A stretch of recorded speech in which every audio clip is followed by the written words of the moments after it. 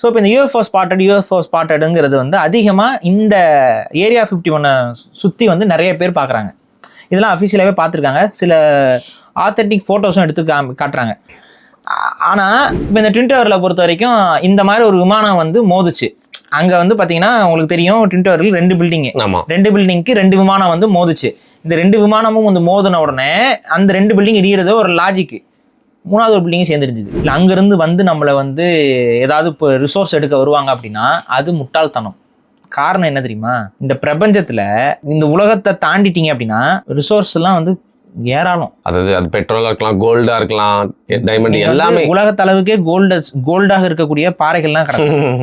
அதாவது இந்த கன்ஸ்பிரசிங்கிறது கெட்ட வார்த்தை கிடையாது, தவறான வார்த்தையும் கிடையாது. கன்ஸ்பிரசிங்கிறது என்னன்னா ஒரு சதி கோட்பாடு அப்படின்னா பாப்புலரா கவர்மெண்ட்டோ இல்லை நியூஸ் பிரான்ஸோ ஒரு விஷயத்த சொல்லுது, ஆனா நடந்தது வேற அப்படின்னா அது சதி கோட்பாடு.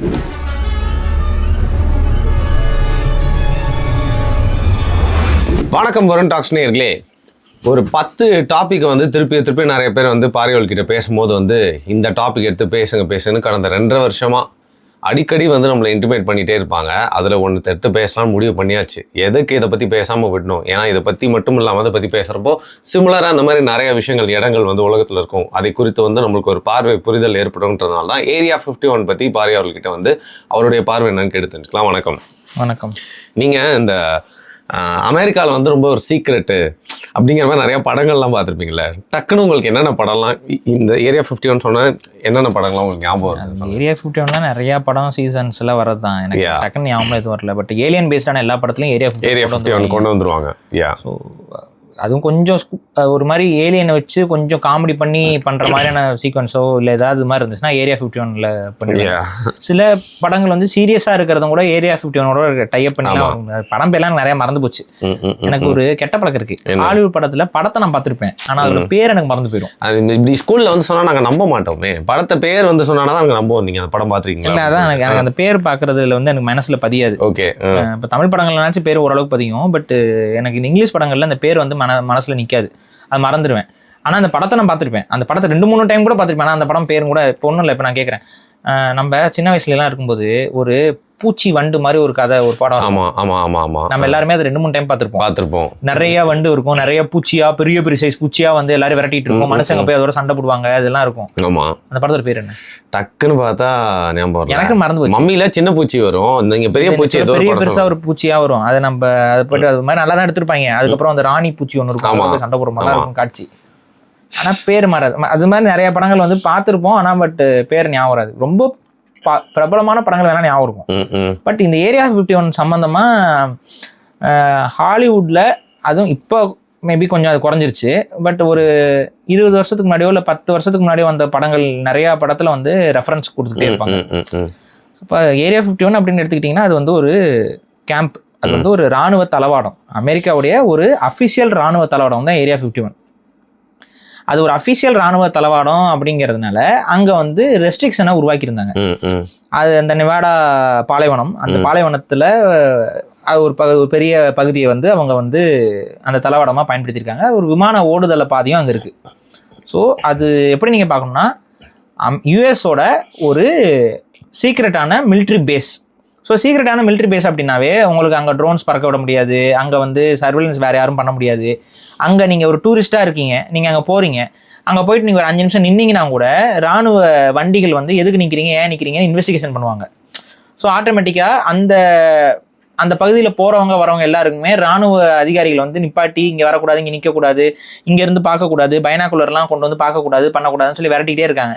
ஸோ இந்த இது வந்து என்ன ஆகுதுன்னு பார்த்தீங்கன்னா ஒரு சென்ஸ் ஆஃப் இங்கே ஏதோ ஒரு சீக்ரெட் இருக்குது, கவர்மெண்ட் நம்மக்கிட்ட எதையோ மறைக்குது. இது இங்கே மட்டும் இல்லை, இந்தியாவிலேயே ஹிமாச்சல் இங்கெல்லாம் போனீங்கன்னு வைங்களேன், ஹிமாச்சல், காஷ்மீருக்குலாம் போனீங்க அப்படின்னா சில கேம்ப்ஸ் இருக்கும்.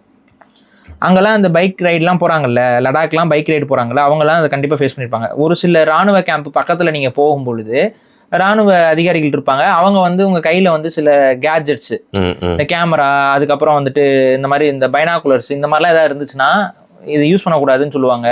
இங்கே ஃபோட்டோஸ் எடுக்காதீங்கன்னு சொல்லுவாங்க. இந்த மாதிரிலாம் அந்த மாதிரி ட்ரிப்பு போனவங்களுக்குலாம் தெரியும். மெயினில் போயிட்டு வந்துட்டு பிரச்சனை இல்லை. ஸோ கொஞ்சம் சில பேர் இந்த இன்டீரியராக போகிறேன், அங்கே போகிறேன், ஒரு சீக்ரெட் ஸ்பாட்டை பார்க்க போகிறேன்லாம் போவாங்கல்ல, அந்த மாதிரி போகிறதுலாம் மிக மிக தவறுன்னு தான் நான் சொல்லுவேன். பட் அந்த மாதிரி போகிறவங்களுக்கு இந்த தடைகள்லாம் இருக்கும். ஏன்னா அங்கே கேம்ப் ஏதாவது இருந்தால் அங்கே பார்க்கக்கூடாத பார்த்துருவாங்க, இதெல்லாம் சிக்கல். ஸோ அதே மாதிரி நவேடா அந்த பகுதியில் இருந்த அந்த ஏரியா 51 அப்படிங்கிறதுல வந்துட்டு இந்த மாதிரியான தடைகள்லாம் வந்து இப்போ இராணுவம் செஞ்சுட்டு இருந்தனால இது வந்து கால ஓட்டத்தில் என்ன ஆகுதுன்னு பார்த்தீங்கன்னா ஒரு புரளியை உருவாக்குது. அரசாங்கம் அங்கே ஏதோ ஒரு திருட்டுத்தனம் செய்கிறது. அரசாங்கம் எங்க திருட்டுத்தனம் பண்ண போகுது? அமெரிக்க அரசாங்கம் திருட்டுத்தனம் தான் பண்ணும். ஸோ அது அந்த மக்கள் எல்லாருக்குமே தெரியும். ஸோ அதில் இந்த இடத்துல ஏதோ ஸ்பெசிஃபிக்காக பண்ணுறாங்க, மக்களுக்கு தெரியக்கூடாத சில விஷயத்தை இவங்க வந்து ஆய்வு பண்ணுறாங்க, கிளாசிஃபைடான விஷயங்கள் செய்கிறாங்க போகிறாங்கன்னு இது ஒன்று. இப்போ இதில் வந்து என்னன்னு பார்த்தீங்கன்னா பல அதிகாரிகள் சொல்கிறது என்னென்னா நவேடாவுடைய அந்த ஏரியா 51ல் வந்து பறக்கும் தட்டுகளை பார்த்தோம், அந்த பகுதியில் வந்து பறக்கக்கூடிய தட்டுகளை பார்த்தோம், வந்து அங்கே வந்து யூஎஃப்ஓஸ் வந்து பார்த்தோம் அப்படின்னு. யூஎஃப்ஓனா வந்து அன்ஐடென்டிஃபைடு ஃப்ளையிங் ஆப்ஜெக்ட்ஸ். இது அதாவது யூஎஃப்ஓ அப்படின்னா அது ஒரு உயிரினமாக இருக்கலாம், அது வந்து ஒரு ஒரு ஏதோ ஒன்று பறக்கிறது, ஆனால் அது வந்து என்ன நமக்கு தெரியலனாவே அது யூஎஃப்ஓ தான். ஸோ ஃபார் எக்ஸாம்பிள் இப்போ ஒரு ஜெட்டு பறக்குதுன்னு வைங்க, சரி, அந்த ஜெட்டு தான் பறக்குதுங்கிறது உங்களுக்கு தெரியல அப்படிங்கிற பட்சத்தில் அது யூஎஃப்ஓ தான், அந்த கணக்கில் தான் வந்துடும். அதான் ஸோ ஒரு பறக்குது ஆனால் அது என்னன்னு தெரியலன்னா அது யூஎஃப்ஓ. பேசிக்கலி வந்து இப்போ ஒரு ட்ரோனே வந்து ஒரு ஒரு ஒரு 20 வருஷத்துக்கு முன்னாடி பறந்துருந்தா என்ன நமக்கு அது யூஎஃப்ஓ தான், பறக்கும் தட்டுனே சொல்லியிருப்போம் நம்ம, அது யூஎஃப்ஓ தான். ஸோ இப்போ இந்த யூஎஃப்ஓ ஸ்பாட்டடுங்கிறது வந்து அதிகமாக இந்த ஏரியா 51 சுற்றி வந்து நிறைய பேர் பார்க்குறாங்க. இதெல்லாம் அஃபிஷியலாகவே பார்த்துருக்காங்க, சில ஆத்தென்டிக் ஃபோட்டோஸும் எடுத்து காட்டுறாங்க. ஆனால் அது வந்து லாஜிக்கலாக நீங்கள் திங்க் பண்ணிங்கன்னா அது ஒரு இராணுவ தளவாடம், அந்த இராணுவ தளவாடத்துலேயும் விமான ஓடுதளங்களும் இருக்குது. மேபி இது வந்து ஒரு சுற்றி பாலைவனம், இங்கே வந்து மக்கள் நடமாட்டமும் ரொம்ப கம்மி. இப்போ ஒவ்வொரு இராணுவ தளவாடமும் இருந்தாலும் இராணுவ தளவாடங்கள் பக்கத்தில் மக்கள் நடமாட்டம் இருந்துச்சுன்னா அங்கே வந்து ஏதாவது புதிய ஆயுதங்கள் புதிய விமானங்கள் எல்லாம் ஈஸியாக மாட்டிக்குவாங்க, அதாவது தெரிஞ்சிடும் ஈஸியா. இப்ப அது நம்ம எப்படி ஆகும்னா நம்ம ஊர்ல வந்துட்டு ரோட் டெஸ்ட் வெஹிக்கிள் விடுவாங்க, பாத்திருக்கீங்களா? அது ஃபுல்லா ஜீப்ரா மாதிரி ஸ்டிக்கர் ஒட்டி விடுவாங்க, அது எல்லாத்தையும் போட்டோ போட்டு அதை வந்து அந்த ஜீப்ரா மட்டும் நீக்கி, இப்பெல்லாம் ஏஐ டெக்னாலஜிலாம் அழகா நீக்கி காட்டிடும். ஸோ இதை வந்து மறைச்சு ஓட்டிட்டு இருப்பாங்க ரோட்ல. ஸோ அந்த மாதிரி வந்து விமானங்கள் அதெல்லாம் வெளியில கசியக்கூடாதுல்ல. ஒரு ஒரு விமானம்னா எப்படி செய்யறாங்க, அதோட டெக்னாலஜி என்ன, வந்து சில அமெரிக்காலாம் அந்த டைரக்டா டேக் ஆஃப் ஆகுற மாதிரியான விமானங்கள்லாம் ஜெட்லாம் இருக்கு, வெர்டிகல் டேக் ஆஃப் ஜெட்ஸ்லாம் இருக்கு. அப்புறம் அந்த சின்ன வகை ட்ரோன்ஸ் எல்லாம் பறக்க விட்டு பாக்குறது. இப்போ உங்களுக்கு ஆள் இல்லாத இது இருக்குல்ல, ட்ரோன்ஸ் இருக்குல்ல, இந்த மாதிரியான ட்ரோன்ஸ் எல்லாம் பறக்க விட்டு பாக்குறது, அதை வேவ் பார்க்குற ட்ரோன்ஸ் இருக்கு, ஸ்பையிங் ட்ரோன்ஸ் இருக்கு. இது எல்லாத்தையும் ஆய்வு செய்யறதுக்கான ஒரு இடம் இருக்கணும்ல. இந்த மாதிரியான ஒரு இடமா அந்த ஏரியா 51 அமெரிக்க ராணுவம் பயன்படுத்தி கொண்டிருக்குங்கிறது தான் பார்வை. அப்ப அந்த மாதிரியான இது, ஏன்னா சுத்தி மக்கள் இல்லை, சுத்தி பாலைவனம் தான், அதிகமா மக்கள் இருக்க மாட்டாங்க. அப்ப அதிகமா மக்கள் என்ன, அவங்க கண்ணில் அதிகமா படாது. ஸோ அந்த மாதிரி அவங்க நைட்ல வந்து, அதுவும் நைட்டுங்கும் போது யாரும் அங்கே வரமாட்டாங்க. ஸோ நைட்ல வந்து அந்த மாதிரி இது பண்ணும்போது எவனாவது ஒருத்தர் 2 பேர் இருப்பான்ல, அவங்க வந்து அதை வீடியோ எடுத்துடுறது ஃபோட்டோ எடுத்துடுறதுன்னு போடும்பொழுது இது வந்து என்ன ஆகுதுன்னா இது ஒரு கன்ஸ்பெரிசி வந்து பில்ட் ஆகிட்டே இருக்கு. அப்போ ஏரியா 51 ஏதோ இருக்கு. இது கூட வந்து இந்த பறக்கும் தட்டு இந்த மாதிரி கான்செப்ட்லாம் ஒட்டும்போது, ஏன்னா வானத்துல திடீர்னு வெளிச்சம் வருது, அது ஒரு மிசைலாம் கூட இருக்கலாம், அது ஒரு இதாக கூட இருக்கலாம், ஷூட்டிங் ஸ்டார் என்ன வேணா இருக்கலாம். ஆனா வந்து அது அந்த இடத்துல தெரியுதுன்னு உடனே ஸோ ஆட்டோமேட்டிக்காக மக்கள் வந்து அதை வந்து ஒரு ஏலியன்ஸ் வந்து இங்கே வந்து இறங்குறாங்க. ஏலியன்ஸுக்கும் அமெரிக்க இராணுவத்திற்கும் இருக்கக்கூடிய தொடர்பு பாயிண்ட் தான் ஏரியா 51. அந்த ஏரியா 51ல ஏலியன்ஸோடைய சில ரிமைன்ஸ் இருக்கு. ஒரு யூஎஃப்ஓ வந்து அங்கே விழுந்துச்சு, அந்த யூஎஃப்ஓ மறைச்சு அதை சுற்றி தான் ஏரியா 51 கட்டப்பட்டுச்சு அப்படின்னு பல அடுக்கு கதைகள் வந்து அதில் உருவாகி இன்னைக்கு ஆக்சுவலாக வந்து ஏரியா 51 அது சார்ந்த அந்த ஏரியாக்கள் எப்படி ஆயிடுச்சுன்னா அது ஒரு டூரிஸ்ட் ஸ்பாட்டாகவே மாறிடுச்சு. ஈஸியாக போயிட்டு வராங்களா? எல்லாரும் போகிறாங்க. அங்கே போகிறது மட்டும் இல்லை, அங்கே நீங்கள் அந்த ஏரியா 51 அந்த இதுக்கு போனீங்கன்னா அங்கே போகிற வழியில் ஏலியன் காஸ்டியூம் விற்பாங்க. அதுக்கப்புறம் வந்துட்டு அந்த மகாபலிபுரத்தில் சிப்பி கிச்சன் சத்தியமா அப்படிதாங்க இருக்கு. இப்போ மகாபலிபுரத்தில் இந்த சிப்பி இதெல்லாம் விற்பாங்க, சிலைகள்லாம் விற்கிறாங்கல்ல. அதே மாதிரி தஞ்சாவூர் பொம்மை விற்கிற மாதிரி நீங்க அங்க போனீங்கன்னா ஏலியன் பொம்மை, ஏலியன் காஸ்டியூமு, டாபிக் ஒரு மரியாதையே இல்லாத விஷயம் சொல்லிட்டீங்களே பாருங்க. வந்துட்டு அந்த ஆண்டனா, குழந்தைகளுக்கு தலையில மாட்டி விடுற ஆண்டனா, ஈட்டி பொம்மை, அப்புறம் வந்து டின் ஃபாயில் ஹேட்னு சொல்லுவாங்க. அது கலாய்க்கிறது தான். அதாவது வந்து ஏலியன்ஸ் வந்து மைண்ட் கண்ட்ரோல் பண்ணும் அப்படிங்கிறது அதனால தாட்டு. அப்ப மைண்ட் கண்ட்ரோல் பண்ணோம்னா இந்த டின் ஃபாயில் ஹேட் பண்ணா மாட்டிக்கிட்டா அது மேல மைண்ட் கண்ட்ரோல் பண்ண முடியாதான். புரியுதா? ஏன்னா அந்த டின் வந்து அந்த தாட்ஸை வந்து தடுத்து விட்டுருமா. ஸோ இந்த மாதிரிலாம் கான்செப்ட் பண்ணிக்கிட்டு என்ன பண்ணிருப்பாங்கன்னா அந்த மாதிரி டின் ஃபாயில் ஹேட்டு செஞ்சு அதை கொடுக்குறது. ஸோ இந்த மாதிரி காமெடி பண்ண ஆரம்பிச்சிட்டாங்க. ஏலியன் டிஷர்ட், கோடிஸ், ஃப்ரான்ச்சைஸ்ன்னு சொல்லிட்டு நீங்கள் அங்கே போனீங்கன்னா முட்டாயி, ஏலியன் முட்டாயி எல்லாமே இருக்கும் அங்கே போட்டு. அதுக்கு தகுந்த மாதிரி ரெஸ்டாரண்ட்ஸ், தீம்டு ரெஸ்டாரண்ட்ஸ் அதெல்லாம் கொண்டு வந்துட்டாங்க. இங்கே வர இப்போ ஆட்கள்லாம் அங்கே போயிட்டு உட்காந்து தங்குறது, அங்கே இது பண்ணுறது. அப்புறம் அந்த குதிரை சார்ந்தது இந்த டைகர் சஃபாரி போய் tiger alien sighting, Disney plant மாதிரி அது ஒரு குட்டி ஸ்பாட் ஆயிடுச்சு குழந்தைகளை கூட்டிட்டு போயிட்டு ஜாலி பண்ணிட்டு வர்றதுக்குன்னு. அப்படி ஆக்கிட்டாங்க. அந்த ராணுவ வீரர்லாம் யோசிச்சிருப்பாங்க, அடே உங்களை என்ன சொன்னா நீங்க என்னடா பண்ணிட்டு இருக்கீங்க. ஸோ அந்த மாதிரியான இடமா தான் ஆயிடுச்சு. ஸோ இதுதான் என்னுடைய பாயிண்ட் ஆஃப் வியூ. அங்கே வந்து பெருசாலாம் ஒன்றும் இருக்கிறதுக்குலாம் ஒரு இதுவும் இல்லை. அவங்களுக்கும் என்னன்னா இந்த கன்ஸ்பிரசிங்கிறது வந்து இந்த ஏலியன் சம்பந்தமா போறது, அதுக்கப்புறம் வந்து இந்த அமானுஷங்கள் சம்பந்தமா போறது, இந்த பேரானார்மல் ஆக்டிவிட்டி சம்பந்தமாலாம் போறது, அப்புறம் வந்து இந்த ஷேப் ஷிஃப்டர்ஸ் இருக்கிறாங்க, ரெப்டிலியன் ஸ்பீசிஸ் தான் வந்து நம்மளை ரூல் பண்ணுது. இந்த மாதிரி கூமுட்டத்தனமான கருத்துக்கள் இருக்குல்ல, இந்த கருத்துக்கள்லாம் பேச்சு பொருளாகிறது வந்து இந்த எலைட்ஸ்க்கு வந்து ரொம்ப சந்தோஷம். ஏன்னா அதான் உண்மை மறைஞ்சிருது இல்ல, இதை வச்சு வேற ஏதாவது டிஸ்ட்ராக்ட். ஆமா, பேசிக்காக வந்து இந்த மறை அரசியலை பற்றியும் இந்த இதுக்குள்ள இந்த கார்பரேட் அரசியலை பற்றியும் இந்த டீப் ஸ்டேட் பாலிடிக்ஸை பற்றியும் நம்ம எடுத்து பேசும்பொழுது இந்த இலுமினாட்டி கும்பல், ஃப்ரீமேசன் கும்பல், இந்த உள்ள இருக்கக்கூடிய பில்பர்ட்ஸ் குரூப், இது எல்லாத்தையும் நம்ம வந்து எக்ஸ்போஸ் பண்ணி பேசணும்னா இது வந்து ஏதோ ஒரு ஆக்கப்பூர்வமான மறை அரசியலை பற்றி பேசுறதுக்கான தத்துவங்கள். இதுக்கு பின்னாடி இருக்கக்கூடிய என்னன்னு மக்கள் தெரிஞ்சுக்கணும். இதை தேடி பார்க்கும்போது ஒரு சில பர்டிகுலர் பவர்ஃபுல் எலைட் குரூப்ஸ் வந்து அது எப்படின்னா முதலாளித்துவ வர்க்கம்னு சொல்லலாம். அந்த முதலாளித்துவ வர்க்கம் வந்து எந்த மாதிரியான தவறுகள் எல்லாம் செய்து அதிகாரத்தை தங்கள் கையில் வச்சிருக்கிறாங்கிறத நம்ம எக்ஸ்போஸ் பண்றோம். இது வேற. இதுக்கு நேர் ஆப்போசிட்டா இந்த உலகத்துல ஏலியன்ஸ் வந்துட்டு போயிட்டு இருக்காங்க. இந்த ஏலியன்ஸ் எல்லாம் தான் இன்னைக்கு அமெரிக்கன் பிரசிடென்ட்டோட தொடர்புல இருக்காங்க. அவங்க இங்க வந்து நியூக்ளியர் டெஸ்ட்லாம் பண்ணா அவங்களுக்கு அது பிடிக்காது. அவங்க வந்து பஞ்சாயத்து பண்ணுவாங்க. இங்கெல்லாம் ஒரு ஆள் சொல்லிட்டு இருந்தாப்ல, தமிழ்நாட்டில் ஒருத்தர் நம்ம கூட பேசியிருக்கோம், நமக்கு திட்டி விட்டுருக்கோம் இந்த மாதிரிலாம் வந்து மக்களை குழப்பிட்டு இருக்க வேணான்னு சொல்லிட்டு. ஸோ இந்த மாதிரிலாம் கிளப்பி விட்டுட்டு அதுக்கப்புறம் வந்துட்டு ஏலியன்ஸ் தான் வந்து இதை கட்டினாங்க, ஏலியன்ஸ் தான் வந்து அதை கட்டினாங்க, தாஜ்மஹாலுங்கிறது ஒரு ஃப்ளையிங் ஷிப்பு, இந்த மாதிரி எதையாவது ஒன்று போட்டு விட்டு கடைசியில் வந்து என்ன ஆகுது, மக்கள் பார்க்குறவங்களுக்கு வந்து பைத்தியம் போல அப்படின்னு போயிடுவாங்க. இப்படி பேசும்பொழுது கூடவே வந்துட்டு உலகத்தை இலுமினாட்டிகள் தான் ஆள்கிறார்கள், உலகத்துல அதையும் 13 குடும்பங்கள் தான் ஆட்சி செய்யுதுன்னு சொன்னா, ஓ இப்படி பேசுறவங்களாம் இப்படிதான் பேசுவான் போலன்னு நினைச்சுக்கிறது. ஸோ எது உண்மை எது பொய்ங்கிறத நம்ம சரியா பிரிச்சு பார்க்கணும். எது ரியாலிட்டி, எது ஸ்பிரிச்சுவாலிட்டி, எது வந்து ஒரு கன்ஸ்பிரசி அப்படிங்கிறது. கன்ஸ்பிரசிங்கிறது அதாவது இந்த கன்ஸ்பிரசிங்கிறது கெட்ட வார்த்தை கிடையாது, தவறான வார்த்தையும் கிடையாது. கன்ஸ்பிரசிங்கிறதுனா என்னன்னா ஒரு சதி கோட்பாடு அப்படின்னா பாப்புலரா கவர்மெண்ட்டோ இல்லை நியூஸ் ஃப்ரான்ஸோ ஒரு விஷயத்த சொல்லுது, ஆனா நடந்தது வேற அப்படின்னா அது சதி கோட்பாடு. அதுக்கு அதான் கன்ஸ்பிரசி ஆங்கிள். அந்த பாயிண்ட்லயும் நம்ம பார்க்கணும் அப்படின்னு சொல்றது. ஓகே, புரியுதா? இப்ப ஃபார் எக்ஸாம்பிள் நான் ஒரு ரொம்ப எளிமையா புரியணும்னு சொல்றேன் பாருங்க. இப்ப காவல்துறை என்ன சொல்லணும்னா, அவரை நாங்க கைது பண்ணோம், ஆனா அவர் எங்களை தாக்கி விட்டு அவர் எங்களுக்கு பாக்கெட்டில் இருந்த துப்பாக்கியை அவர் கையால் எடுத்து அதை உள்ளே செய்து அதை லோட் செய்து கையில் சுட்டி, ஆமா, எங்களை வந்து வாயில் குத்தி வயிற்றில் அடித்து 2 கான்ஸ்டபிள்களை சுட்டுவிட்டு தப்பித்து ஓடும் பொழுது நாங்கள் எங்கள் துப்பாக்கியை எடுத்து தோட்டாவை போட்டு அவரை முட்டியில் குறிவைத்து சுடலாம் என்று எண்ணும் பொழுது கை தவறி தலையில் சுட்டுவிட்டோம் அப்படின்னு சொல்லி எழுதுவாங்க. இதுதான் அபிஷியல் ஸ்டேட்மெண்ட். இல்ல இவங்க பண்ணதும் சேர்ந்து வெளியில வந்துடுங்கிறதுக்காக என்கவுண்டர் பண்ணிட்டாங்க, கூட்டிட்டு போயிட்டு மறைமுகமா வச்சு போட்டு தள்ளிட்டாங்க, இது கன்ஸ்பிரசி. இப்ப இது எது உண்மை? இதுல உண்மையும் இருக்கலாம் பொய்யும் இருக்கலாமேங்க, புரியுதா? ஆனா கன்ஸ்பிரசிங்கிறது மேக் சென்ஸ். அங்க என்ன நடந்திருக்குங்கிறது இல்ல நான் அபிஷியலா போன அந்த கதையை தான் நம்புவேன்னா நீ நம்பிக்கிட்டே இரு. அபிஷியலா இருக்கக்கூடிய கதையை தான் நம்புவேன்னா நீ நம்பிக்கிட்டே இரு. பகுத்தாய்ந்து பார்க்கணும். அபிஷியல் ஸ்டேட்மெண்ட் எதுக்காக சொல்லப்படுது, ஆனா உண்மை நடந்தது என்ன? அபிஷியல் ஸ்டேட்மெண்ட்ல வீரப்பன் என்ன, ஒரு கொள்ளைக்காரன்.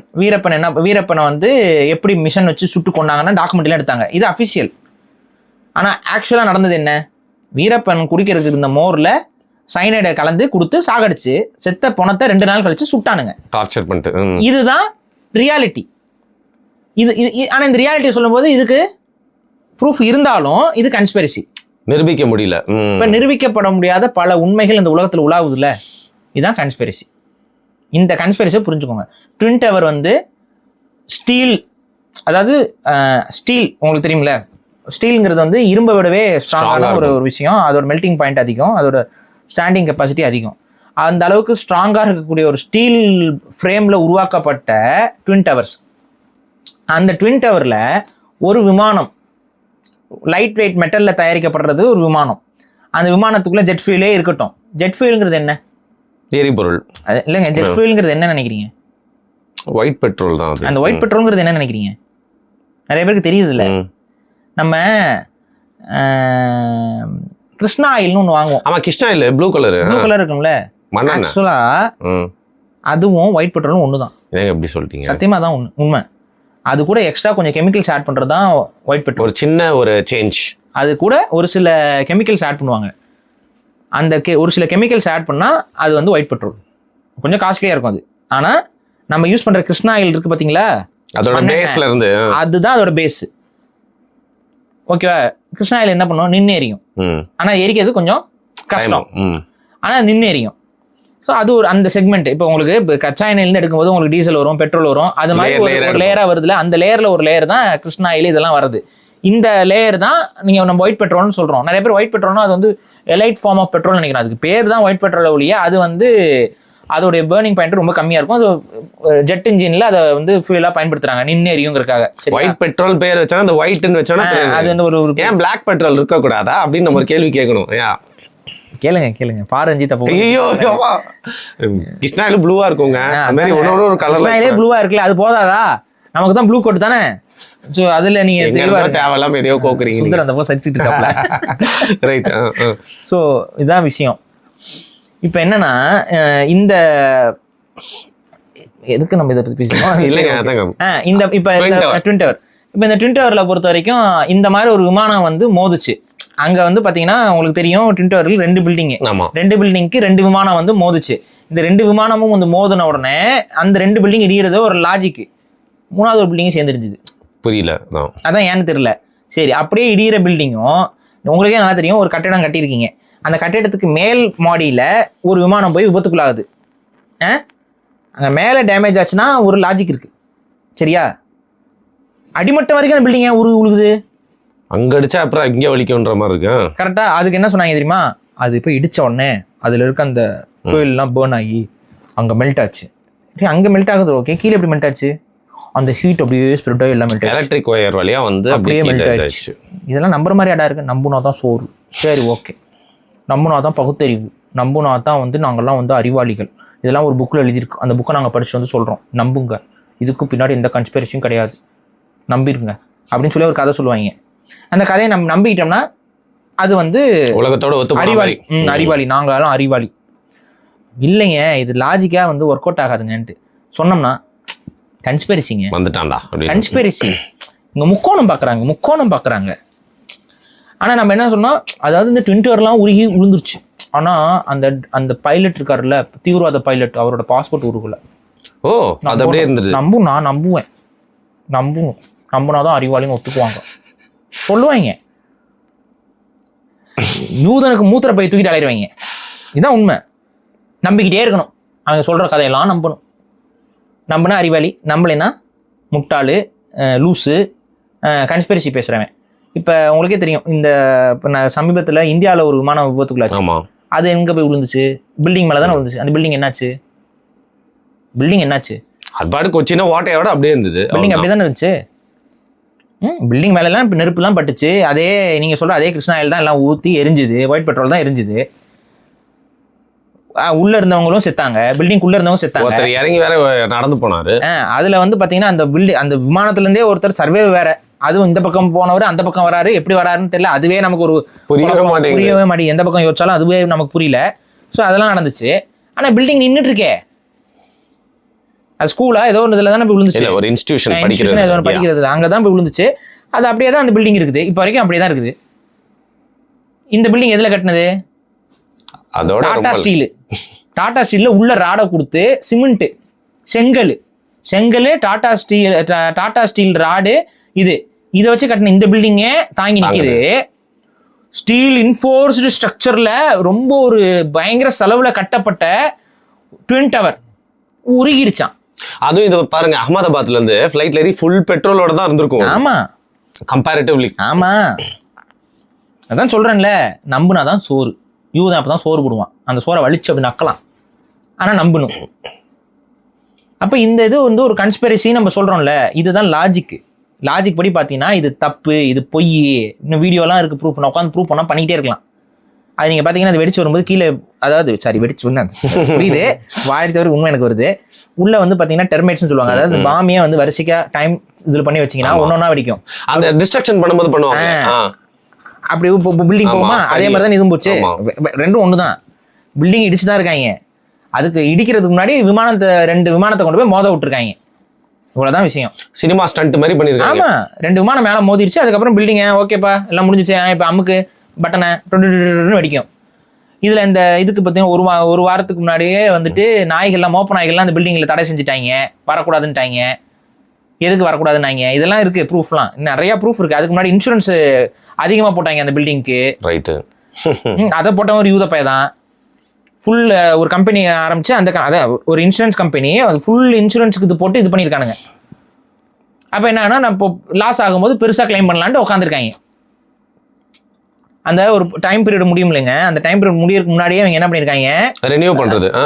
டைம் பீரியட் முடிஞ்சா ரெனியூ பண்ணுவாங்க. அது இல்லாம அதிக கோர்ட்டுக்கு டைம் அதிகப்படுத்தி இன்சூரன்ஸ் பண்ணியிருக்கானுங்க. புரியுதா?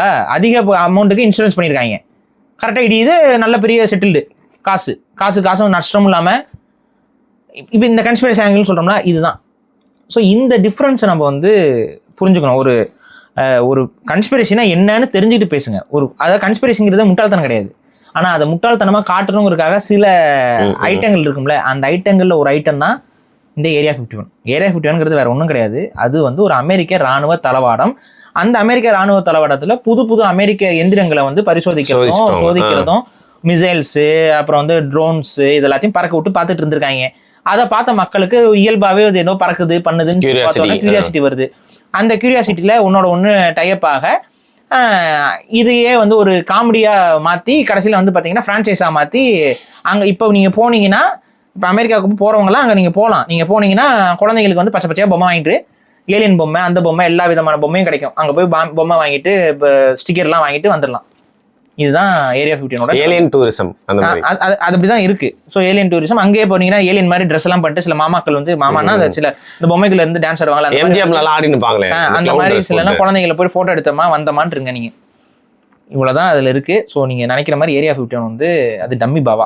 Okay, right. ஆனா அவங்க எப்ப பார்த்தாலும் இப்படி ஒரு சீக்ரெட் இடம் வச்சிருக்காங்கன்னா, அதை தொடர்ந்து வந்து ஒரு சில டிகேட்ஸ்க்கு அவங்களோட படத்துல அதை காமிச்சிட்டே இருக்கிறதுக்கான ரீசன் என்ன? அதை புகுத்துறாங்களா, அதை நம்மளுக்கு செட்டப் பண்றாங்களா? அது ஆமாங்க, பேசிக்கா அவங்களோட நரேஷனுக்கு ஒத்து வர ஒரு விஷயம் இல்லை.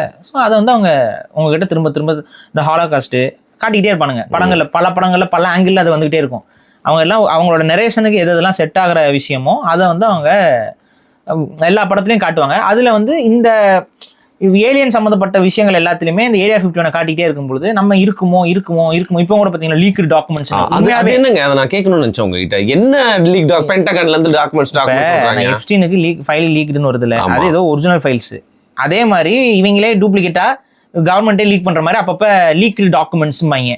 அதில் உள்ளவே பார்த்தீங்கன்னா ஏலியனோட பிரேதம் இருந்தது, ஏலியனை வைத்து ஆய்வு செய்தார்கள், இங்கே போகும்போது அப்படி ஒரு உருவம் இருந்துச்சு, ரஷ்ய சோல்ஜர்ஸ் வந்து இந்த பகுதியில் போகும்பொழுது அப்படி அவங்களுக்கு ஒரு மிருகம் கிடைத்தது, அந்த மிருகம் மனிதனை விட பெரியதாக இருந்தது, எட்டி இந்த மாதிரி கிளப்பி விடுவாங்க. இதெல்லாம் அஃபிஷியல் டாக்குமெண்ட்ல இருக்கு. அஃபிஷியலாகவே லீக் டாக்குமெண்ட்ஸில் இந்த மாதிரிலாம் ராணுவ டாக்குமெண்ட்ஸ் இருக்கு. ஒரு அரசாங்கம் வந்து ஒரு பொறுப்பு இருக்கணுங்க. ஃபார் எக்ஸாம்பிள் நம்ம இந்தியாவில் அது காங்கிரஸோ பிஜேபியோ, நம்ம இந்தியாவோட கல்ச்சரில் இந்த மாதிரி நம்ம டாக்குமெண்ட்ஸ்லாம் வந்து ஒரு அரசாங்கமே லீக் பண்ணார்ல. பட் யூஎஸ் எப்படி ஒரு சூப்பர் பவர் அப்படின்னு சொல்லிட்டு இந்த மாதிரி அவங்க நோக்கம் என்னன்னா, அவங்க லீக் பண்றது பின்னாடி ஒரு பர்பஸ் வச்சிருப்பாங்க. இப்போ லீக் பண்றது மூலயமா என்ன மாதிரியான உளவியல் மக்களுக்கு வரும், இப்போ அவங்களுக்கான என்ன இடத்துக்கு மக்கள் அந்த புரிஞ்சுக்கணுமோ அதுக்கு தகுந்த மாதிரி டாக்குமெண்ட்ஸ் ரிலீஸ் பண்ணுவாங்க. அதுக்கு தகுந்த மாதிரி அவங்களோட நரேஷனையும் பேசி கொண்டு போயிடுவாங்க. இப்படிலாம் டாக்குமெண்ட் ரிலீஸ் ஆயிருக்கு அப்படின்னா மக்களுக்கு அந்த பிலீஃப் வருமா வராதா? நீங்கள் ஹாலிவுட்ல காட்டிக்கிட்டே இருக்கான் ஏலியன் இன்வேஷன். இப்போ இந்த ஏலியன் இன்வேஷனுக்கு பின்னாடி இருக்க உளவியல் நான் என்னன்னு சொல்றேன். ஆக்சுவலாக ஏலியன்ஸ் இருப்பாங்களா அப்படின்னா இருக்க வாய்ப்பு இருக்கு. நீங்க நம்புறீங்களா? நான் நம்புறேன். ரீசன் என்னன்னா ப்ராபபிலிட்டி தான். பாசிபிலிட்டி தான். இவ்வளவு பெருசு இருக்கே இடம். நம்ம யூனிவர்ஸ் வந்து ரொம்ப பெருசு. அதுல நட்சத்திர கூட்டங்கள் பல பில்லியன் கணக்கில் நட்சத்திரங்கள் இருக்கு. நம்மளே பார்த்து வச்சிருக்க நட்சத்திரமே பில்லியன்னா ஒரு பக்கம் பார்த்துட்டு இருக்கோம். இன்னும் மறுபக்கம் எவ்வளவு, எல்லா பக்கமும் எவ்வளவு டைமென்ஷன்ல எவ்வளவு இருக்கும். அதுல அதுவும் சில அதெல்லாம் கேலக்சிங்க. அப்ப அதுக்குள்ள போனா அதுக்குள்ள எத்தனை நட்சத்திரம், அது மாதிரி எத்தனை வந்து இந்த கோல்டன் ஜோன்ல இருக்குன்னு தெரியாது. உயிர்கள் உருவாகக்கூடிய தன்மையில அதுவும் நம்மள மாதிரி இருக்க பயாலஜிக்கல் உயிர்களுக்கு தான் அந்த கோல்டன் இதெல்லாம். நம்மள மாதிரி இல்லாத பயாலஜி இருக்கக்கூடிய உயிர்களுக்கு அதெல்லாம் கணக்கு கிடையாது. ஸோ உயிர்கள் எங்க இருந்துச்சு, நம்ம உலகத்துக்கே உயிர்கள் வெளியில இருந்து வந்துச்சாங்கிற அளவுக்குலாம் கேள்விகள் வந்து நமக்குள்ள இன்னைக்கு இருக்கு. அதனால இந்த உயிர் உருவாக்கம் இதுல இந்த பிரபஞ்சத்துல பல உயிர்கள் நம்மள மாதிரி இன்டெலிஜென்ட்டான ஸ்பீசிஸ் கூட இந்த உலகத்துல இருக்கலாம், வாழ்ந்துகிட்டு இருக்கலாம். ஏன் சில சாம்ராஜ்யங்கள், நம்ம இந்த ஸ்டார் வார்ஸ் இந்த இதெல்லாம் பாக்குற மாதிரி, ஸ்டார் ட்ரெக் இதுல எல்லாம் பல எம்பையர்ஸ் வந்து இந்த பிரபஞ்சத்துல இருக்கலாம்ங்கிறதெல்லாம் நம்பத்தக்கவைதான். அதெல்லாம் போலின்னு நான் சொல்லலை. ஆனா அப்படி இருக்கிற ஒரு இதுல இருந்து போர் அமையும், அங்கிருந்து வந்து நம்மளை தாக்குவாங்க, இல்லை அங்கிருந்து வந்து நம்மளை வந்து ஏதாவது இப்போ ரிசோர்ஸ் எடுக்க வருவாங்க அப்படின்னா அது முட்டாள்தனம். காரணம் என்ன தெரியுமா? இந்த பிரபஞ்சத்துல இந்த உலகத்தை தாண்டிட்டீங்க அப்படின்னா ரிசோர்ஸ் எல்லாம் வந்து ஏராளம். அதாவது அது பெட்ரோலா இருக்கலாம், கோல்டா இருக்கலாம், டைமண்ட், எல்லாமே உலகத்தளவுக்கே கோல்டாக இருக்கக்கூடிய பாறைகள்லாம் கிடக்கும். உலக அளவுக்கு கோல்டு பாறையா சுத்திக்கிட்டு இருக்கும். அங்க வரதில்ல அது, புரியுதா? ஸோ அது கோல்டுக்காக இங்க வரணும் அவசியம் இல்லை. ஸோ வைரம் வைடூரியம்னாலும் அதுவும் பரவி கிடக்குது உலகம் முழுக்க. இன்னொன்று யோசிச்சு பாருங்க, இந்த மாதிரியான மினரல்ஸை வந்து ரொம்ப முக்கியத்துவம் பண்ணி இருக்கக்கூடிய டெக்னாலஜிஸ் வந்து இவ்வளோ ரிஸ்க் எடுத்து வர அளவுக்கு இருந்துச்சுன்னா அது பல ஸ்பேஸை கடந்து இங்கே வந்து நம்ம கிட்ட இருந்து நோண்டி எடுக்கணும் அப்படின்னா அதை கடந்து வருது இல்லை. அப்படி வரும் பொழுது அதுக்கு அவ்வளவும் கிடைச்சிரும். அந்த எஃபர்ட் போட்டு அந்த ப்ராசஸ்லேயே அவ்வளோ கிடைச்சிரும். அப்போ நம்ம கிட்ட நம்மளை விட ஹையரா ஒரு ஸ்பீசிஸ் வந்து எவால்வ் ஆயிருக்கு அப்படின்னா அது இன்னொருத்தங்கிட்ட அழிச்சு நம்ம எடுக்கணுங்கிற அந்த தன்மையெல்லாம் கடந்த ஒரு உயிரினமா தான் அது இருக்கும். Very advance. ஏன்னா ஸ்பேஸ் வந்து அவ்வளோ பெருசு. அது வந்து அந்த வந்து பேராசைப்பட வேண்டிய அவசியமே தேவையில்லாமல் போய் உயிர்களை அழிக்கிறது. ஏன்னா உயிர்கள் தான் ரொம்ப ரேரு. ஸோ அந்த உயிர்களை போய் அழிக்கணுங்கிற எண்ணம் அதுகளுக்கும் இருக்காது. நம்மளை ஸ்டடி பண்றதுக்கு வேணா அதுக்கு வரலாம். ஆனா இதுதான் விஷயம்.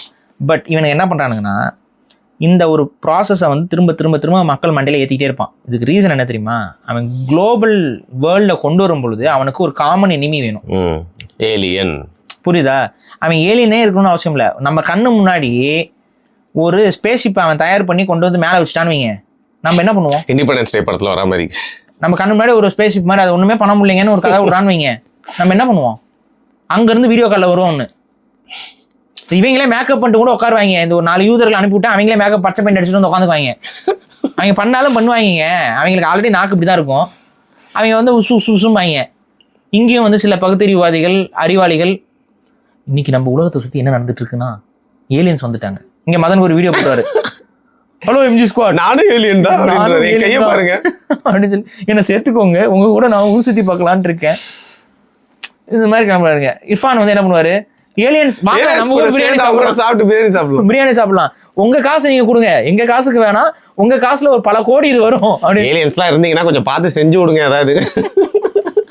ஸோ அது மாதிரி இது பண்றாரு. ஏ2டி வந்து ஏலியன்ஸோட டெக்னாலஜி பத்தி நீங்க என்ன நினைக்கிறீங்களா, நீங்க வீடியோ போட்டு இதாங்க நடக்கும், ஏலியன்களுக்குள் இருக்கும் அரசியலை நான் பேச வந்திருக்கிறேன் அப்படின்னு சொல்லிட்டு நம்மளும் வந்துருவாப்புல உள்ளபடியேன்னு.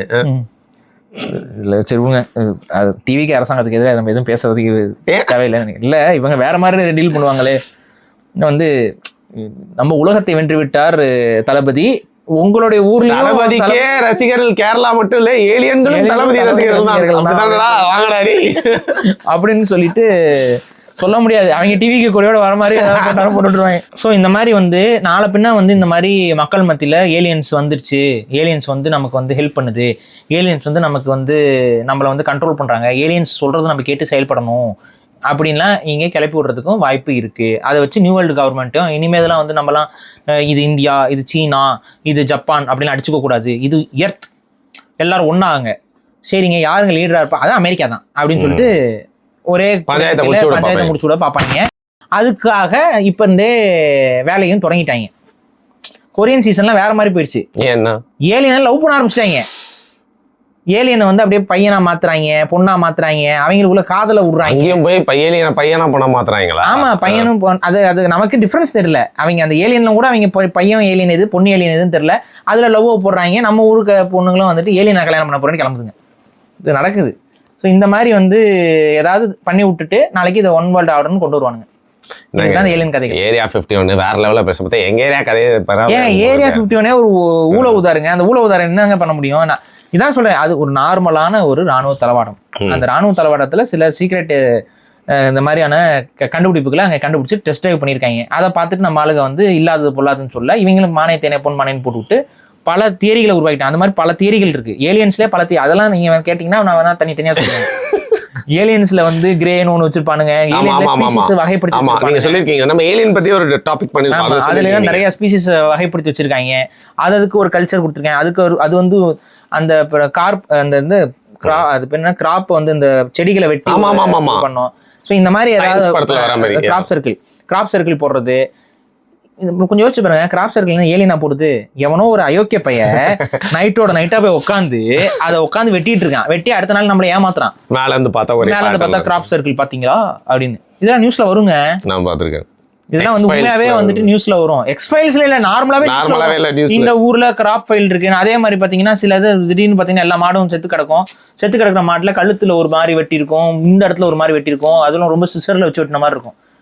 இதெல்லாம் யார் பண்ண முடியும்னு நினைக்கிறீங்க? கவர்மெண்ட் இன்வால்வ் இல்லாம இதெல்லாம் பண்ண முடியுமா? இல்ல உண்மையாவே ஏலியன் இருக்கா? சொல்லுங்க.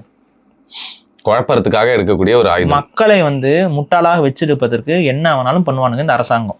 இதை மண்டையில ஏத்திக்கோங்க. ஸோ இந்த அரசாங்கம் சொல்றதை எதையும் வந்து சொன்ன உடனே அப்படியே டபக்கு நம்பாதீங்க. அப்படி சொன்ன உடனே நம்பி தான் கொரோனா லாக்டவுன் எல்லாரும் கொண்டு வந்தீங்க. பதட்டம் பேனிக் தான். இன்னைக்கு அதை கொண்டு வந்தோடனே அவங்களோட டெஸ்ட்ல போய் மாட்டினீங்க. அவன் எல்லாருக்கும் மூக்குள்ள சொருகி பார்த்துட்டு கொரோனா வந்துருச்சு, பாசிட்டிவ்னு சொல்லி கொடுத்தான். அந்த டெஸ்ட்டை கண்டுபிடிச்சவனே என்ன சொல்லிட்டான்? அந்த டெஸ்ட்ல கொரோனாவெல்லாம் கண்டுபிடிக்க முடியாதுங்கன்னு சொல்லிட்டான். அப்படி இருந்தாலும் நம்ம மூக்கில் வந்து நமக்கு பாசிட்டிவ் நெகட்டிவ்னு கண்டுபிடிச்சி ஊசியை குத்துறதுனால பாதி பேர் சாகுறது. இதே தான். எத்தனை பேர்? அதுக்கப்புறம் இப்போ வரைக்கும் வந்து நிறைய பேருக்கு நெஞ்சு வலிக்குது, இது வலிக்குது, அது வலிக்குதுன்னு சொல்லிட்டு சுற்றிட்டு இருக்காங்கல்ல. இன்னைக்கு நிறைய பேருக்கு வந்து மூச்சு எனக்கு உடம்பு இல்லை, எனக்கு வந்து பிரச்சனையாகுது, இது பண்ண முடியுதுன்னு. அப்போ இதுதான் இந்த அரசாங்கம் சொல்றதுன்னா அப்படியே டபக்குன்னு தலையை ஏற்றிட்டு உடனே போயிட்டு ஃபாலோவில் போய் லைனில் நின்னா முடிச்சு விட்ருவாங்க. அதனால நம்மளோட அறிவை பயன்படுத்துங்க. வரக்கூடிய தகவல்களுடைய உண்மை எது, பொய் எது, நல்லது எது, கெட்டது எதுன்னு பிரித்து பாருங்க. அதுக்கு அடுத்து இந்த உலகம் எப்படி இருக்கணுங்கிற எண்ணமும் உங்களுக்கு இருக்கணும். அமைதினா என்ன, எல்லாருக்குள்ளேயும் ஒரு அறத்தோடு வாழ்றதுனா என்ன, ஒருத்தருக்கு விட்டு கொடுத்து வாழ்றதுனா என்ன, இது எல்லாத்தையும் நீங்கள் நம்ம மனதிலையும் வளர்த்து கொண்டு அதன் அடிப்படையில் ஒரு உலகை நோக்கி நகரணும். ஸோ இதுதான் சரியா இருக்குமே ஒழிய அதை விட்டு இதெல்லாத்தையும் நம்பிக்கிட்டு போகிறதுங்கிறது முட்டாள்தனம். புரியுது. இப்போ நம்ம கூமாப்பட்டி எப்படி வந்து ஃபேமஸ் ஆக்குனாங்களோ அதே மாதிரி நம்ம ஊர்லேயும் ஏதாவது ஒரு ஏலியன் டூரிசம் வரணும்னு வச்சிங்கன்னா ஏரியா 51 நம்பி இருக்காம நம்ம ஊர்லேயும் இந்த மாதிரி ஏதாவது உருவாக்குறீங்க. ஆல்ரெடி உருவாக்கிட்டு இருக்காங்க. இப்போ இன்ஸ்டாகிராமில் ஓப்பன் பண்ணி பார்த்தா டாப் 10 ஹாண்டட் பிளேசஸ் ஆஃப் சென்னைன்னு ஒருத்தன் போட்டுருக்கான். செம கண்டென்ட் ஆச்சு எப்பவுமே அது. டாப் 10 ஹாண்டட் பிளேசஸ் எதை போட்டிருக்காங்க. எந்த பில்டிங்லாம் கவர்மெண்ட் கண்டுக்காம விட்டுச்சோ அந்த எல்லா பில்டிங்கும் பே ஆகி விட்டாங்க. இப்ப நமக்கே அந்த பில்டிங்லாம் தாண்டி போகும்போது என்னடா அது இருக்குமோ அப்படின்னு தோணுது. அப்படிதான் இருக்கு. ஸோ இந்த மாதிரி ஆளாலே கிளப்பிட்டான். அதுல இவனே கிளப்பி விட்டு தான் கண்டென்ட் போட்டிருக்கான். அதுல கீழே வந்து வேற நிறைய பேர் கிளப்பி விடுறாங்க. வாண்டடா கிளைக்கதைகள் உருவாக்கிறாங்க. ஒருத்தன் போறான், நானும் என்னோட கேர்ள் ஃப்ரெண்டும் அன்னைக்கு நைட்டு வந்து இங்க சைட் சீயிங் நைட்டு நீ அங்க போயிருக்க. அங்க வந்து பாத்தீங்கன்னா மேல் ஃப்ளோர்ல ஒரு பெண் டான்ஸ் ஆடிட்டு இருந்தாங்கன்னு ஒருத்தன் கமெண்ட் போட்டிருக்கான். தனியா டான்ஸ் ஆடிட்டு இருக்காங்க. நீ என்ன பண்ணிருப்ப? இந்த பொண்ணை கூட்டு போனது மட்டும் பார்த்தா அந்த பொண்ணையும் பார்க்க இருப்ப. பேய் நான் லெஃப்ட் ரைட் வாங்கி உன்னை கரட்டி விட்டுருக்கோம். கரெக்டா? அதான் நடந்துச்சு. ஆனா இப்படி கிளப்பி விடுறாங்க. ஆளுக்கு கிளப்பி விடுறாங்க. சரி, இதையே கண்டென்ட்டாவும் சில சேனல்ஸ் பண்றாங்க. இப்ப நம்ம பேயை பார்க்க போறோம். அங்க ஒருத்தனை மேக்கப் பண்ணி உட்கார வச்சிருக்காங்க. அவன் ஓடுறான் உள்ள குறுக்காம இருக்க. அவன் ஒண்ணு என்னால பார்க்க முடியல ஃப்ரெண்ட்ஸ் அப்படின்னு கிளப்பிட்டு இருக்காங்க ஆல்ரெடி. இதே மாதிரி அதுக்கு யாருக்கா பச்சை பெயிண்ட் அடிச்சு விட்டு இந்த கபடி பாய்ஸோ என்னமோ காத்தாடி பாய்ஸ்ன்னு ஏதோ ஒரு பேர் பண்ணுவாங்க. அதுல ஒருத்தருக்கு அந்த ஏலியன் கெட்டப் கரெக்டா சூட் ஆகும். அவரை கூட ஏலியனா போய் நடிக்க விட்டீங்கன்னா பக்காவா போகும். நான் காமெடியான்னு நினைச்சு இந்த எபிசோட கடைசியில் காமெடியா ஸ்டார்ட் ஆகி காமெடியாவே முடியுது. ரைட், இப்படியே முடிட்டு. நன்றி பாரு, நன்றி.